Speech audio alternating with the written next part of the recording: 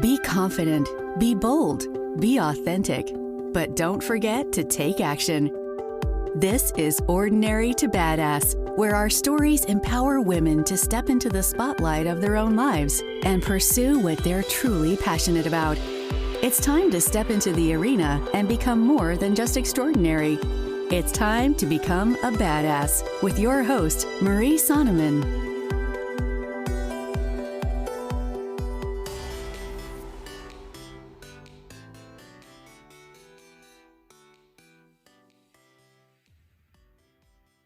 Welcome to Ordinary to Badass, episode number 49. In this episode, I will be talking to Afsheen Shah about escaping the chaos.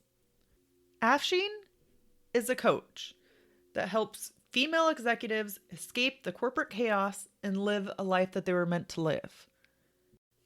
In this episode, we talked about comparison, how stress can affect your health, and how Afsheen turned to coaching. Stay tuned, you're not going to want to miss it. But first, have you left a review on iTunes? I would really love for other badass women like yourself to hear about the show. And in order for that to happen, we need more reviews on iTunes. I would be so grateful if you helped me out and left a review on iTunes. And then, of course, screenshot it and send it to me on Instagram at Ordinary to Badass. I want to be able to say thank you for leaving a review. So head on over to iTunes, leave a review, and then screenshot it and send it to me on Instagram at Ordinary to Badass. And now to the episode.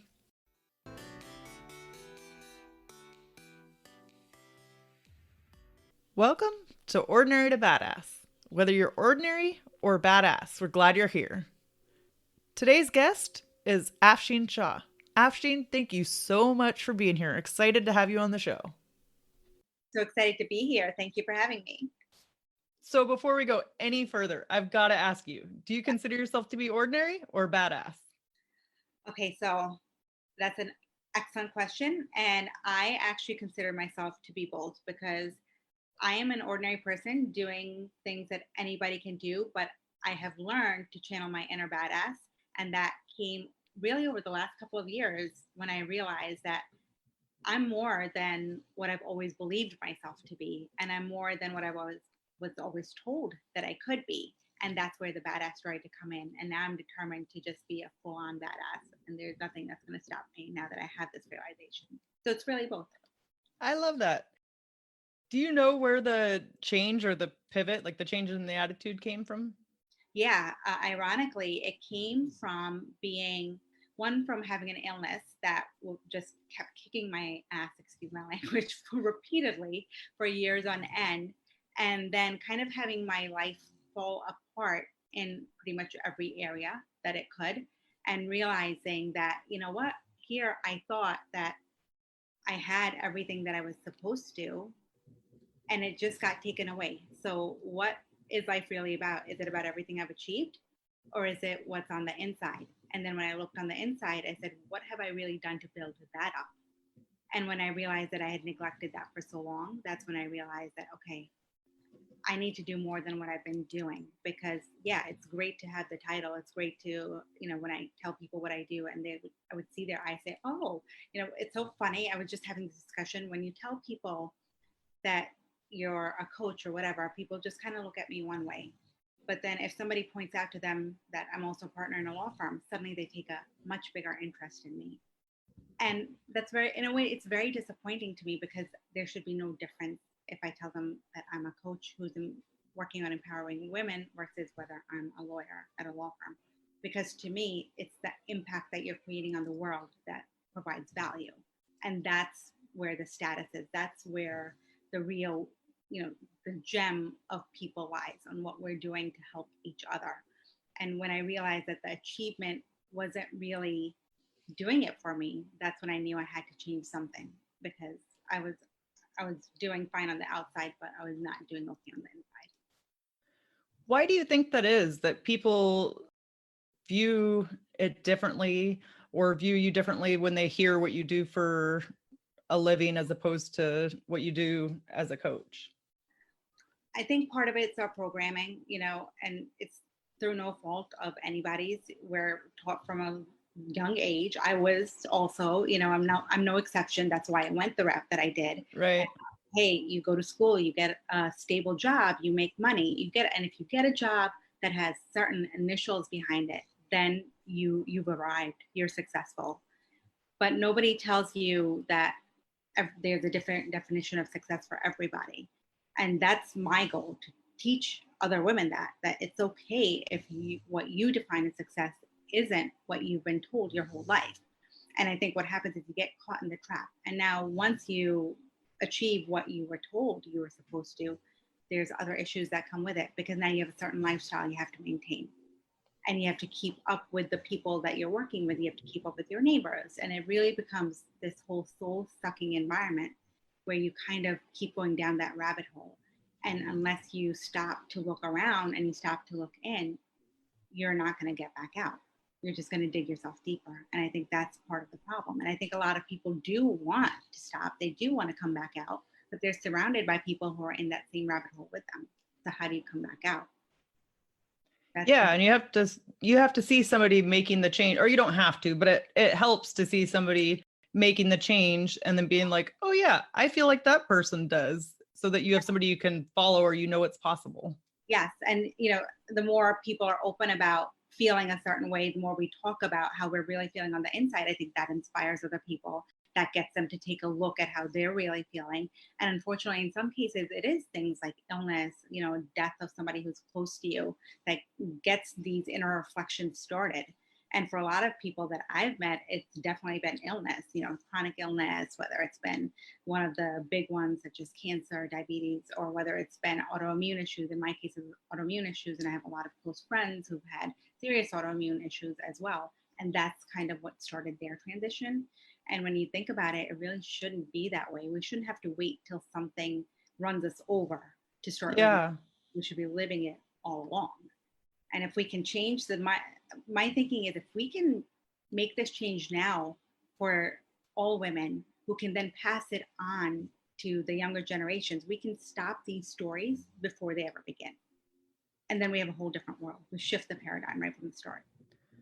So one question, and then I'll ask you to tell me more about yourself, but what's one thing people can do if they want to start making a change, or maybe whether they became a doctor or went to law school, or they're working in an office, but then they're like, oh, this doesn't feel like it's for me. Like, I just did it because I thought I was supposed to. What's one thing they can do? I would take some quiet time daily and figure out, one, what is it about whatever you're doing that makes you unhappy? And then try to figure out something that you would rather do that does make you happy. What makes you alive? So for me, what I realized is, when I talk about helping other people, when I talk about helping women, it doesn't matter how tired I am. Like, I could be literally dragging on the floor and somebody brings that subject up and I'm, oh, what'd you say? And my energy just goes right through the roof. When that change happens, that's how you know that that's your passion. That's something that you need to explore a little bit further. And it may not be instant. The first time it happens, you may be like, I really like the sound of that. Wait, let me learn more about that. And then the more you learn about it, that's when your energy starts going through the roof. But you're not going to get there if you're constantly on the go and you're constantly, listening to things. You're listening to other people. You've got to get that quiet time. You've got to start listening to your own thoughts. It took me a while to get there, I have to be honest. Yes. It took me a good 2 years of, I'm not even going to call it meditation. I'm going to call it attempting to meditate, before I finally got my mind to quiet enough where I could actually hear my own thoughts. And that I hear your dog snorting. It's so cute. Yes. I'm going to warn you about that you'll probably hear her snoring during this. Sorry to interrupt you. I just thought it was cute. At least it's not me, right? Yeah. So do share. What kind of dogs do you have? I have 2 pit bull mixes. One is a full American pit bull terrier, and I believe she has a little bit of hound in her. I'm not 100% sure. I've never had her tested, but some of her behaviors are very reminiscent of a hound. And she's the smaller one also, whereas he's just like this big beefcake who will barrel through anything. Definitely the full pit bull. That's funny. And I Do have you, to, they had a lot to do. Well, my first dog, who was also a pit bull, definitely had a lot to do with my transition, because the unconditional love these dogs gave me also made me realize what a void I had in my life as far as love was concerned. And that kind of got me looking inward also to figure out why I didn't have love in my life. Not that I didn't have love in my, obviously I have family and yeah. friends, which is a form of love, but that deep love that I was really craving on the inside. And that's when I realized it's because I've spent all of my energy and on all my focus on a career. And whatever you focus on, that's what you're going to get more of.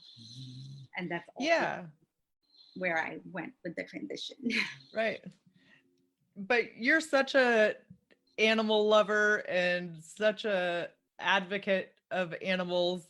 Um, but there's something to say about having a pet or having a dog, and they're gonna love you no matter what. On your bad days, just whatever it is, they're there and they're your companion. 100%. And that's why I honestly recommend everybody have a pet.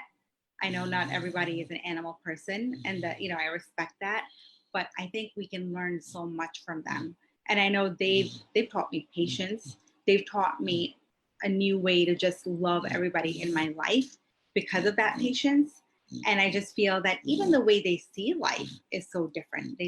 They'll stop and smell the flowers, whereas I'm like, we got to get back. Come on, hurry up, hurry up with that walk. And they just look at me like, are you nuts? Like, what's wrong with you? Right. And like, it's an important lesson that I forget, and they remind me. right. Yeah, I guess I never thought about that. Like, yeah, they stop and smell the roses, so to speak, or pee on them, but they Right. take the moment for that and we don't. Yeah. And to just be able to take notice of it, Yeah. like to just actually notice it and appreciate it. I know in my younger years, I never did that. Like, I just took everything for how it was and didn't take time to to actually appreciate what was going on or what was around me or the little things. Yeah, absolutely. I was the same way. It was all about, how little I could sleep, how much I could get done in one day, and I was unfortunately one of those people who thought, oh, sleep when I'm dead. Yeah. And, that's exactly the opposite of what you need to do, especially if you truly want to enjoy your life. Sleep is one of the most important things that we can do for our bodies. And Yes. I make it a priority now, but I was the complete opposite. So I want to dig more into that in a little bit, but first, and we've heard a little bit about you, but tell us more about you and what you do.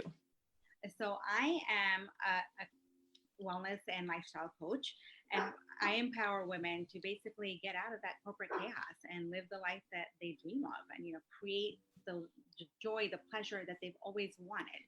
And it's not necessarily that they have to leave their job. Not everybody's looking. I'm still working at my job. I'm not looking to leave it, but I don't want that chaos. I want to bring calm into my life. And so what I've done and what I want to teach other people to do is take that chaos and transmute it into calm instead. And there's so many spiritual practices we can implement. There's even lifestyle, diet, nutrition, little sleep hacks we can use on a daily basis that can really change your world, and take that same situation and recreate it into a much better one. And these are all things that I've learned along the way on my journey. And, they're not things that you hear on a typical basis. And I had to do a lot of research. I had to do a lot of learning, and they've really transformed my life over the last 10 years. And I think I have an obligation to just share it with everybody else, because nobody should be living in a state where they're going to a job and feeling frazzled and stressed out all day. It's just not a healthy way to live. And I think it's time that we all need to change that. So you're an attorney, and that takes a lot to get there, right? So you work as an attorney and work probably a bajillion hours a week, and then you have this side hustle on the side. How do you manage both? It was hard in the beginning, I'm not going to lie. And there were definitely moments where I wasn't sure if I would be able to do both. what I've started doing now is I have dedicated hours to just the coaching business, where I do that on the weekends. I do it, I do it now at 10 p.m. at night, Yeah. but I treat that the same way as I do when I'm at my regular job. My entire focus is there, and that's it. I don't, if I take a break, it's maybe a 10-minute break, and that's it. And I make sure I get what I need to get done. Every day I have a plan. This is what I need to accomplish for today at my first job. I get that done. I make a list. I do it every morning. It's out of the way. When I come home, I know what I need to do that night. And not every night is dedicated to the business. I make sure I incorporate rest. I incorporate planning. So, tonight I knew I needed to do some planning. I did that before I hopped on the call with you. I knew I had this. Tomorrow night, I know is a rest night for me. Friday night, nice. I know is a strategy night for me. So COVID helps. I got to be honest. I'm not going anywhere. Every night is open. I can do stuff. And then Saturdays I carve out. I know that between the hours of 10 and 5, dedicated to the coaching business. And then Sunday mornings are my learning and catching up on my classes and my reading. And then Saturday afternoons, I give myself completely free and just whatever I want to do, whether it's seeing friends, going for a hike, going to the beach, and I just take it that way. But it has to be, especially in the beginning, does need to be a little structured, because if we say, well, I'll just see how it goes, or if we keep canceling, right. and a lot of people say to me, well, you have to live life. And I completely agree with that. You can't ignore your regular life. But the thing is, when you start saying yes to too many other things, you're really canceling on yourself to say yes to other people.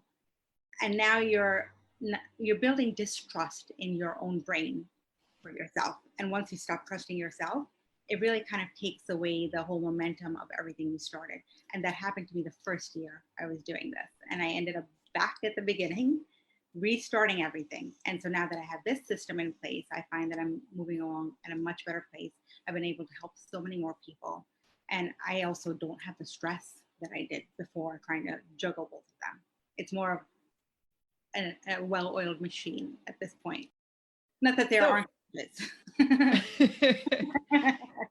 Can you dive into that a little bit more? How you said it builds distrust with yourself. Can you explain how it does that? Yeah. So, and I'll actually even use an easier example. So say, you want to start an exercise routine, and you say, you know what, I'm going to get up every morning, and on Monday, Wednesday, Fridays, I'm going to go for a walk. And then on Tuesdays and Thursdays, I'm going to do some lightweight.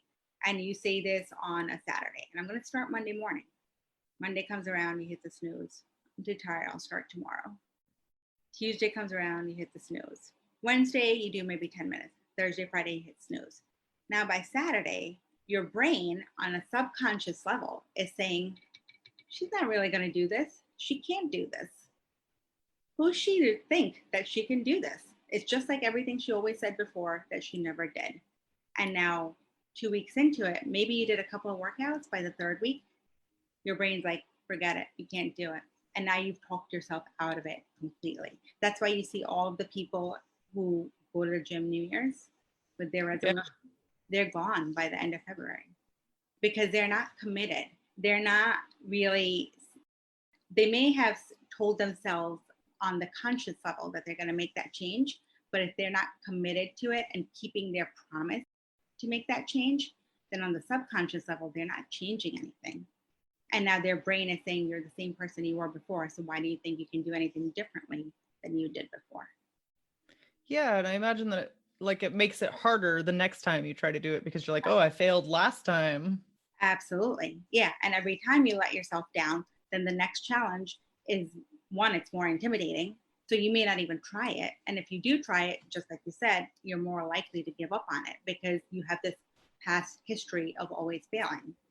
And that I personally think that's also why so many people can't give up that story of not being good enough, not being worthy enough, because they built up not only from other people, but they bought into the belief from other people. And then they started to distrust themselves because they let themselves down based on what other people have told them.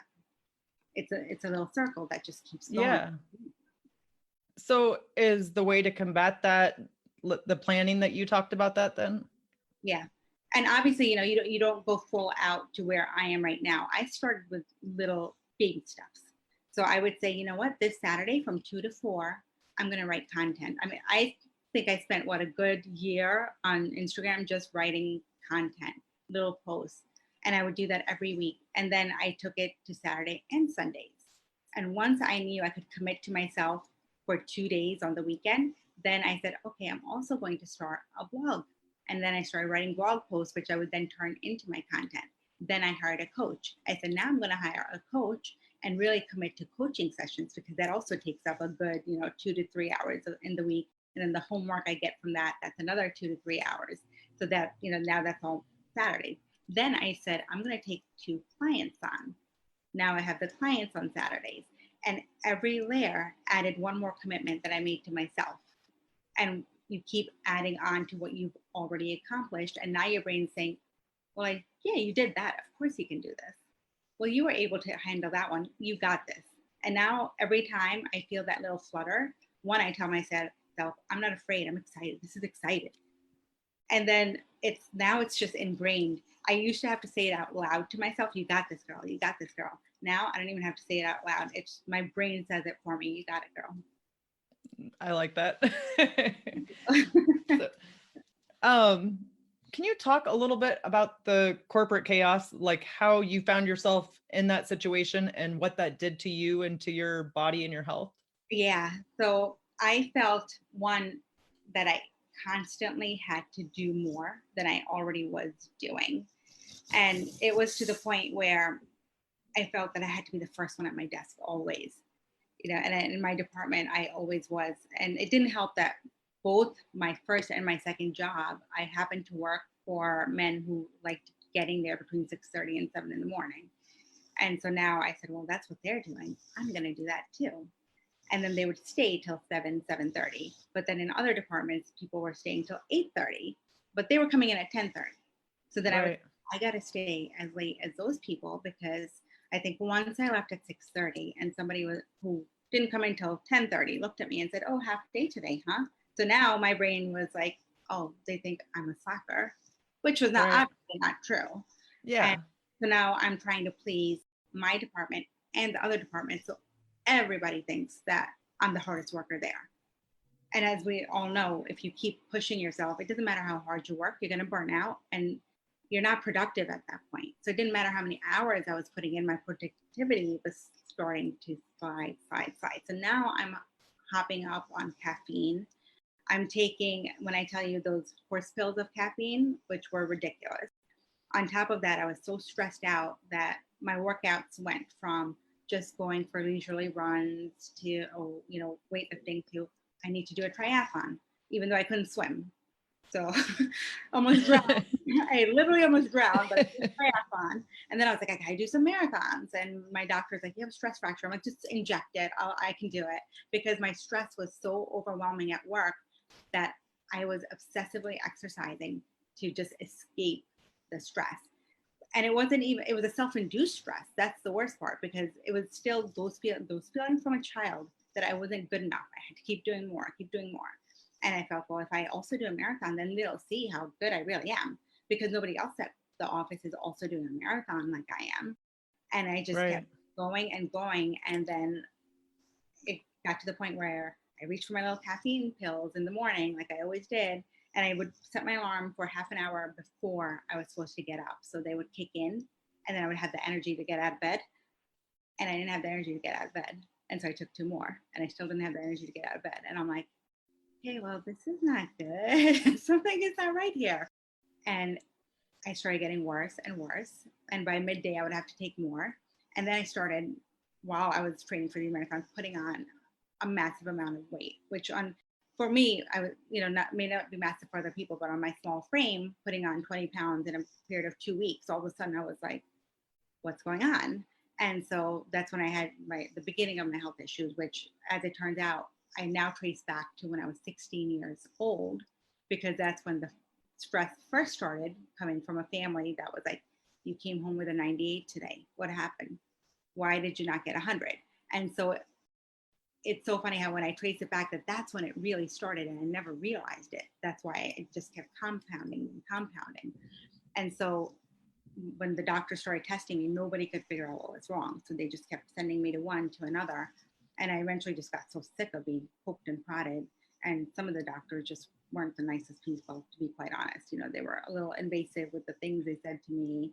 And well, maybe it's in your head. Maybe it's not, it's because you're not married. Maybe you should like find a boyfriend. Like the comments that came out of their mouth after a certain point, I was just like, this is ridiculous. And I just stopped. Yeah, disgusting. Yeah, it was awful. I just stopped going. And that's when I started researching. I actually found Ben Greenfield's podcast, who was phenomenal. And I listened to him religiously, and I literally researched everything he would say. I would start testing different supplements, and it was helping. I started feeling better. And then, you know, it wasn't completely better. So I think it was last year, I found a functional practitioner. And she said to me, if you hadn't done all of that, if you hadn't been so thorough in your research, you probably wouldn't not have been able to get out of bed after the first couple of years, and you probably would have had organ failure. But it's because you did all of that now I can tell you where to go from here. So she gave me more supplements. She did a ton of testing. She was amazing. I have to say, she really just, you know, she took up where I left off and just kind of carried me to the end. And now I'm finally to the point where I feel like I can say I got this. You know, Right. I see that light at the end of the tunnel, which 5 years ago, I really never thought that I would actually get to that point. But that really showed me how when you get sucked into that chaos and everybody around you is also in that same place. And what makes me sad is a lot of the other people that have been there have had health issues. They've had serious issues, but they prided themselves on the fact that, well, yeah, so what, I got sick. You see how fast I came back? So what, I have health issues. I'm still working 12-hour days. But that's not what it's about. You know, it's not about working through the pain.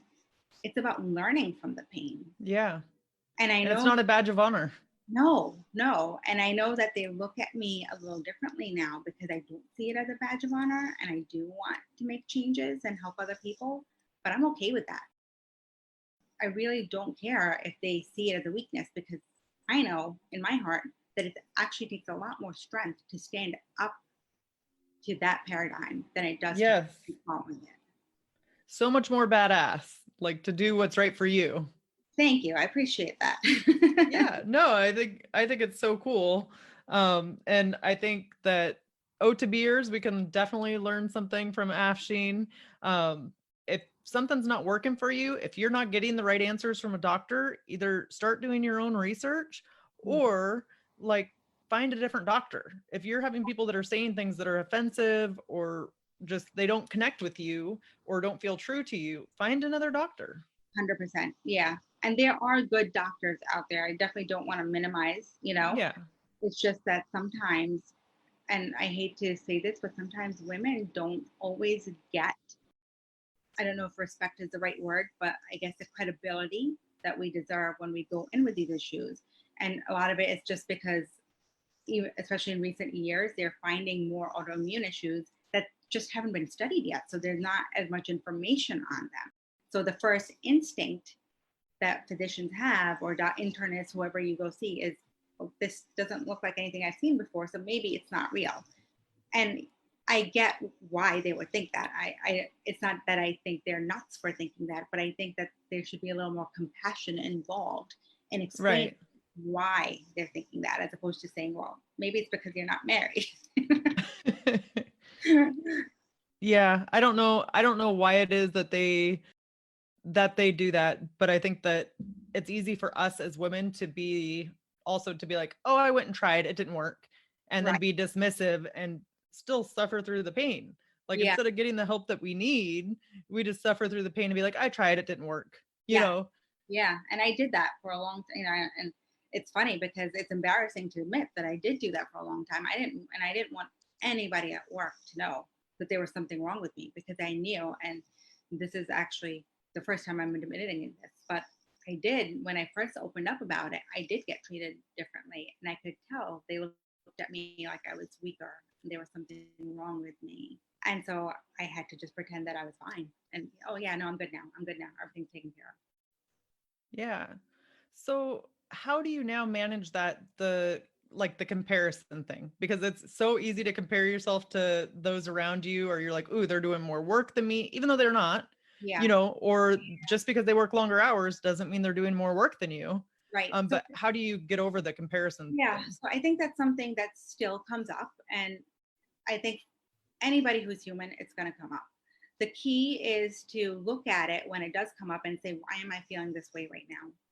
And does it really have anything to do with what they're doing? No, this is me, and why am I feeling this way? And that actually happened to me. I think it was last week. Maybe somebody did something, and I said, "Wow, look at that! They already did that. How come I?" And then I was like, "Well, did you just say how come you didn't?"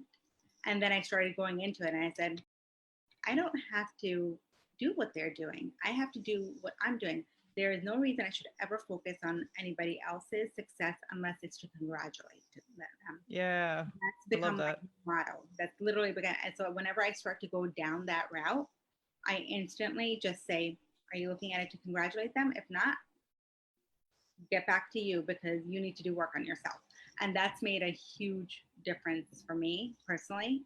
And I think it really is impossible not to compare sometimes, because we all, or well, most of us, I should say, do want to better ourselves.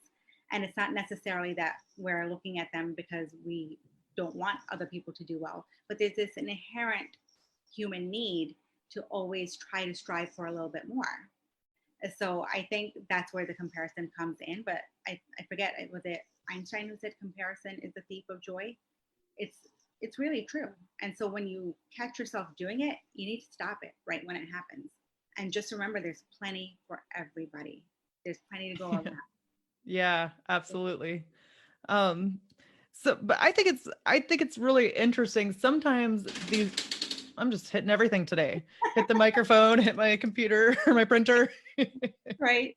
My dog's snoring. It's all good. Yeah. It's like, clearly I talk with my hands. I um, do. I get it. so I think it's interesting that sometimes we take on the voices of like our parents Mhm. or our siblings as a Yeah. kid, and how we interpreted it then, so that we start saying those same things to ourselves in our head, which is just Yeah. crazy, and Yeah. that we still believe it. You know what? It's so insane, but it's really not at the same time, because there's so much research out there that says that everything you hear and that you're told between the ages of, I think it's 4 and 11, gets ingrained into your, again, your subconscious mind. It's all about our subconscious mind. And so we don't even know that it's become a part of us, because it's not as if it's like right at the forefront of our memory. Right. It's down in there. So unless we're actually working to go inwards, which, a lot more people are now doing that. It's become more, personal development and self growth has become more of a trendy, or thankfully a trendy thing in recent years, but it wasn't always. So unless you're doing that, you're not even going to know those stories are following you, right? So it's only when Right. you start exploring and you see the stories there. Even last week, I think I realized I still had a story that I thought I'd gotten rid of years ago. And I was like, oh my God, you're still here. Where'd you come from? And so I had to go back and like rework on it and talk about it some more and like write about it some more. But it's until you really flesh it all out, it's going to be there. It's Yes. impossible not to, unless, and I mean, who has, I shouldn't even use the word perfect, who has parents that knew exactly what to do? Parents do the best they can. They Yeah. really do. And I know you're a huge Jack Canfield fan. His Yep. favorite saying of mine is, people do the best they can with the resources they have. I really believe that. So it's not even a matter of blaming anybody. It's a matter of realizing that they were doing the best they knew. And if it didn't work out right for us, it's up to us to correct. That's the real. Yes. No, I totally agree. It's either up to us to correct it, or realizing people aren't like, sometimes I just have to realize somebody else isn't going to change, but Yeah. that's their life, that's their future. They're going to act how they want to act, and I can only control me and what's in front of me. Yeah, absolutely. Yeah, and that's that's the best response you can have to a situation where it's somebody else that's upsetting you. So you talked about like having this corporate job and then all the health issues that came about. What did you learn from that whole thing? I learned the biggest lesson I learned, and I still focus on this daily, is that if you're not living in and from a place of love, it doesn't matter what you achieve, how much money you have, you're never going to be fulfilled or happy on the inside. And it's everything comes down to love. It really does. And when you look back, what are you going to remember? The things that come back to me even now are the happy moments, the times with my friends that really made me laugh, that really made me smile.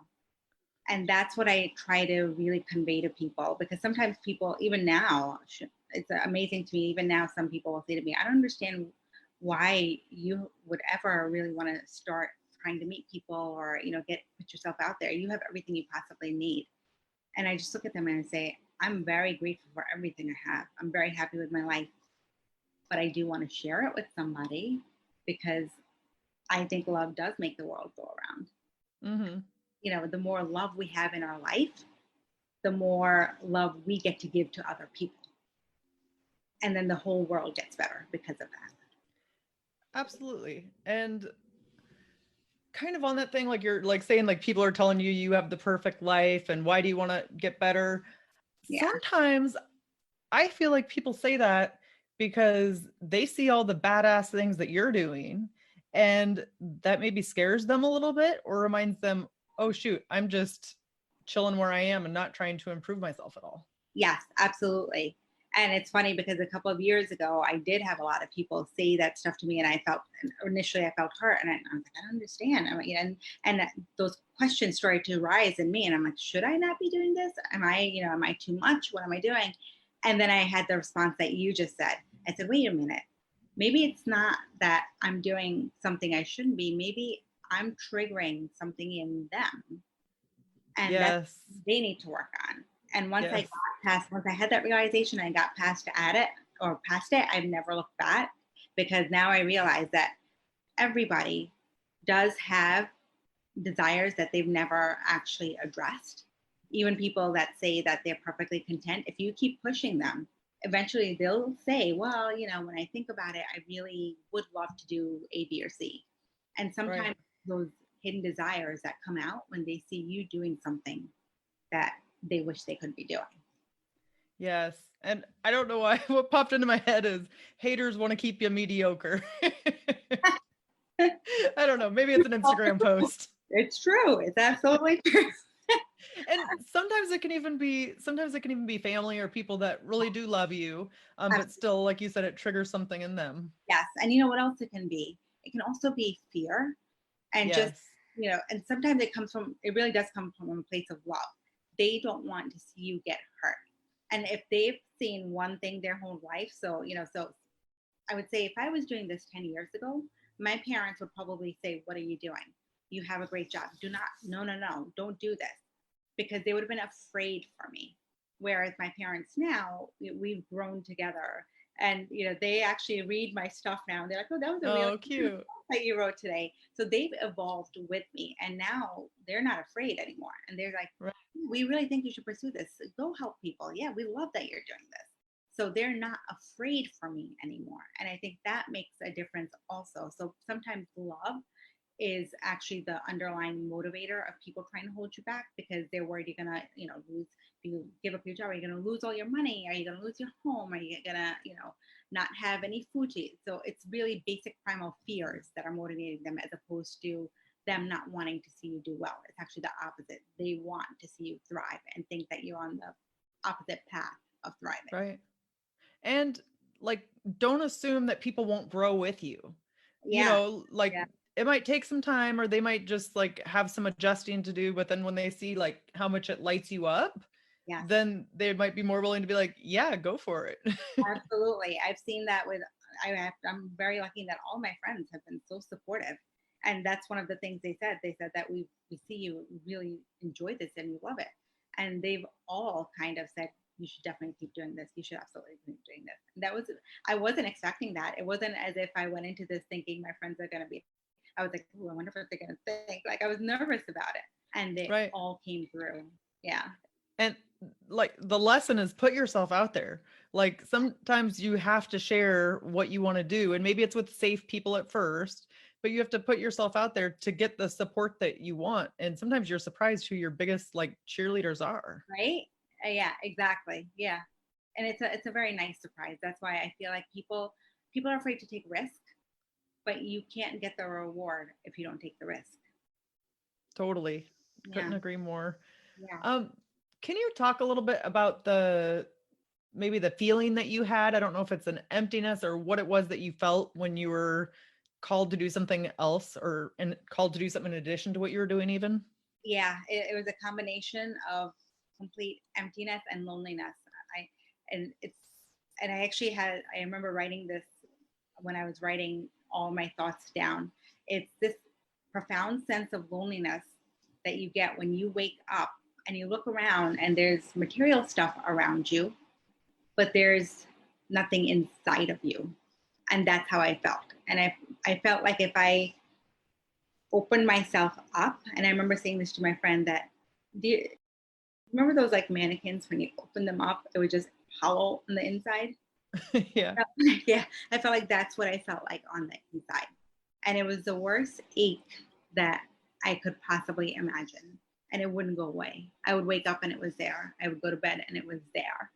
And I remember like just wishing that it would just go. And I remember sitting with one of my best friends one day, and I was like, I'm not saying that I don't want to be alive, but if something happened, I don't think I would care, because I can't take this hollow feeling anymore. It's awful. And I just remember she had tears in her eyes when I said that. And I was like, no, I'm not saying that I want to die. I'm not saying anything like that. It's just, I feel like I have no meaning right now. And there's meaning in life. And so ever since that moment, I just felt like I needed to do something that made me feel like I had a reason for being here. And I felt like everywhere I turned, people had, and this could obviously just be me also projecting onto other people, but I felt like people had a reason. I would see a mother with her child and she would be so devoted to her child, and I would be like, that's her reason. Or I would see people with charities who were really helping disabled children, or they were really helping the homeless. I'm like, that's their reason. And everywhere, like, you ever have that? Like, it's like when you Yeah. go up and everywhere you go, there's like couples everywhere. Everywhere I turned, it was like people with a reason. And I'm like, oh my God, what is happening here? And then I was like, well, you know what? I can find my reason. Maybe I just haven't looked. And I really felt as if I just didn't have a purpose, but it was more that I had to go through all of this to find out what the purpose was. And that's why when Yes. people say everything happens for a reason, I do genuinely believe that, because I don't think I would be where I am right now if all of this hadn't happened first. I probably would have just been floating around, still kind of feeling a little bit hollow.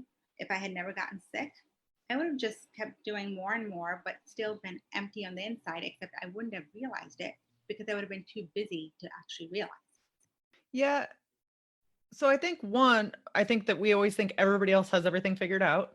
Like I should have had it figured out by now. Everybody else has it figured out. She knows what she's doing. She knows what she's doing. Why don't I know? Like it just feels like that, or it's easy to get into Yeah, that thinking. absolutely. Absolutely. One of the best quotes I heard was, you always see on the outside of another person what you think you're missing on the inside. And the Yes. inside is usually pretty much the equivalent of your inside and outside. And I was like, oh, I never thought about it that way. Yeah. So true.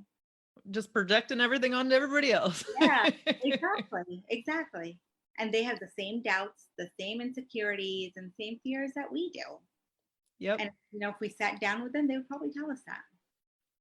So that woman that's sitting there feeling hollow, feeling like, I don't know if I would care if anything happened to me.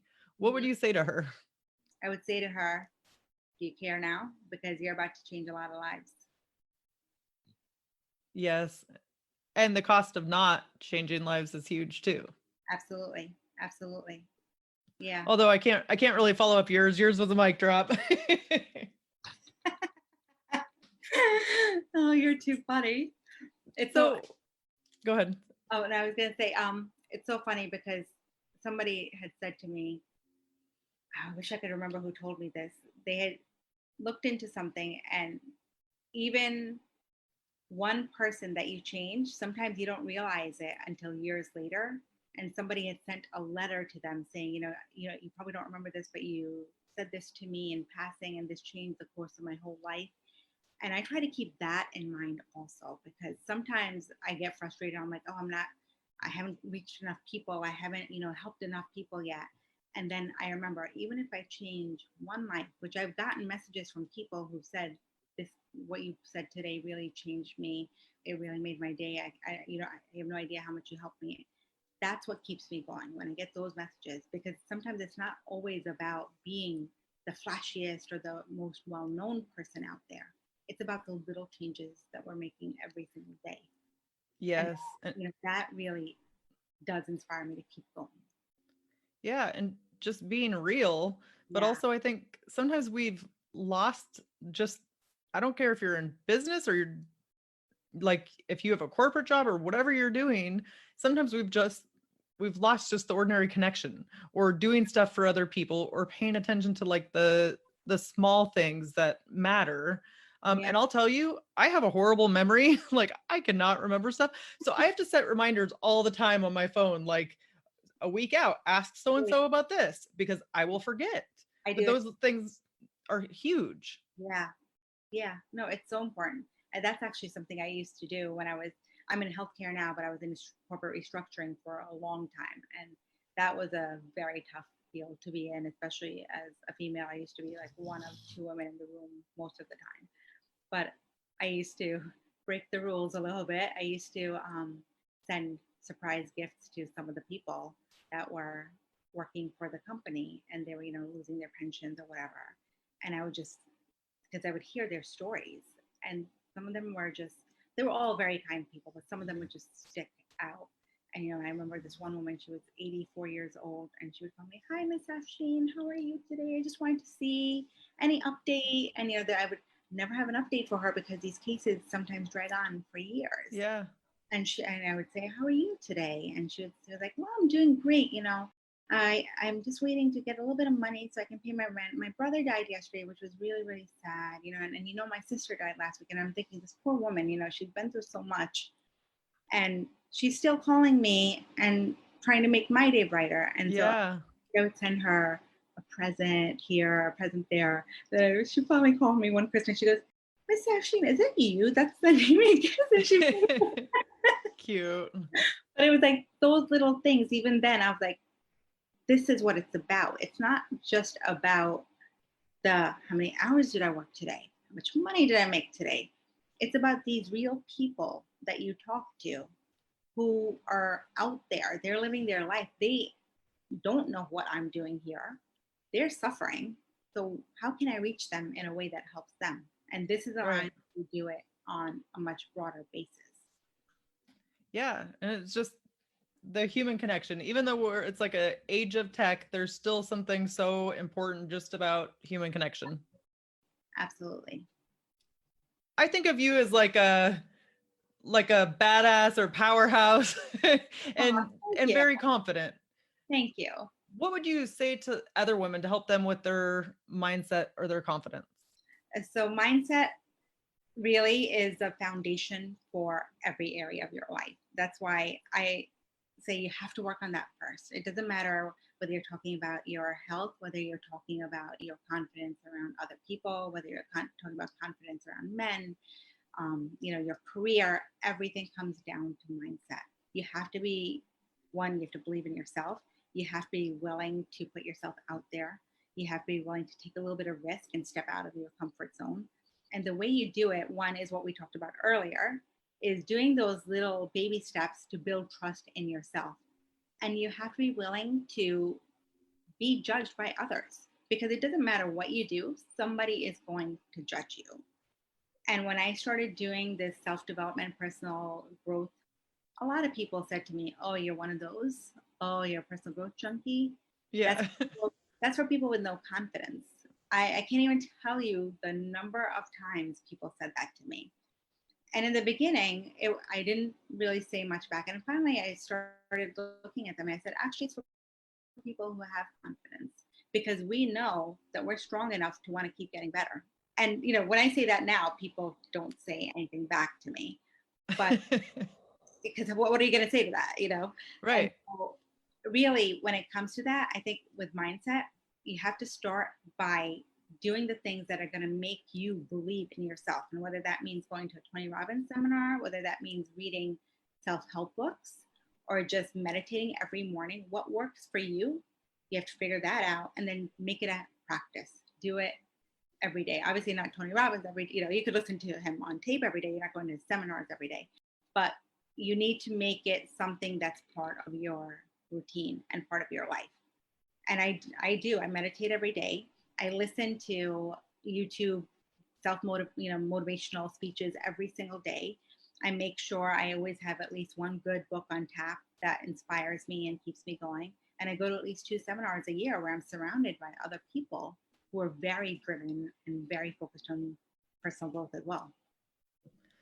So gotta ask it, what's your favorite book? Oh my God, I have so many. I have to pick one. All right, no. Yes. I can tell you can say a couple. I don't care. Actually, I can tell you which one, because I was just thinking that I need to reread it again. Outwitting the Devil, which is one of the few that people don't know about. Because people focus on Think and Grow Rich by Napoleon Hill. But I think this book is by far one of the best books I have ever read. And it's a fictional book, but in the book, he basically has a conversation with the devil, and he is narrating that conversation with the devil in the book. And it gives you so much insight on the human psyche and why some people succeed, why others don't, and how some people keep themselves motivated and going, and why other people give up so easily. That book was just so mind-blowing to me. It made so much sense that in a way you're like, why didn't I think about this before? And then in other ways, it's so profound at the same time that I literally, if I could give everybody a present, that would be it. It really would.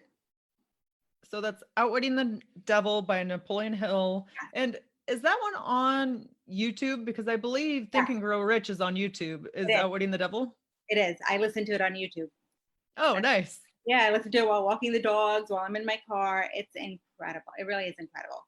And it wasn't, when he first wrote it, they didn't publish it, I think, until they published it 2008 in the economic crisis, because they thought it could help a lot of people. And his wife wouldn't let him publish it because it was so controversial. But it really applies even now. All the principles, you would think he wrote it right now with the pandemic going on, as opposed to when. I would argue that, at least for like Think and Grow Rich, sometimes you have to read it more than once. Yeah. Because it's very deep. I mean, it's a simple read, but it's also very deep. 100%. Yeah. So like, if I would have read it 15 years ago, 10 years ago, I might have been like, not much, or not quite got the impact of it. But then you read it again and it means something different to you at a different time. Yeah, it's actually on my queue to read next, because it's time for me to reread it to see what I get out of it this time around. Awesome. Yeah, I will have to check it out, and I'll put it in the notes here for people to check it out. Afsheen, what is a tip that you have to empower women who are in the arena fighting for the life that they want? Go for it. That's really as simple as it gets. Whatever it is that you want, believe that you can have it, because nothing is truly out of our reach. Now, if you want to be an NBA player and, you're 4'11" and hitting 60, that might be a little bit of a reach. But for our practical things that we truly, truly desire, if we put our mind to it, I really do believe nothing is out of our reach. So just go for it. Awesome. I love it. So how can we connect with you? I am on Facebook. I'm also mainly on Instagram. I'm definitely more on Instagram than I am on Facebook, under Afsheen Shah. And I have my own website, which is just www.afsheenshah.com. Awesome. Will you throw the links in the notes for this live? Yeah, absolutely. Whether it's today, tomorrow, I know it's late there. No, absolutely. I'll put them right in there. Okay, awesome. Afsheen, you're such a badass and I've enjoyed hearing your story. Thank you so much for being on the show. Thank you so much for having me, Marie. And you are pretty badass yourself. Thank you. Thank you. And with that, we'll end our show. To all the badass women out there staying in the arena, wherever you are, whatever you're doing, own it and get after it. Did you love that conversation with Afsheen as much as I did? If so, head on over to iTunes, leave a review, and let us know what you thought of the show. And then make sure to screenshot it, send it to me on Instagram at Ordinary to Badass so I can make sure to say thank you. This helps get the word out there to other badass women who need to hear about this show. So head on over to iTunes, leave a review, and then make sure to send it to me at Ordinary to Badass. Talk to you next week, friend.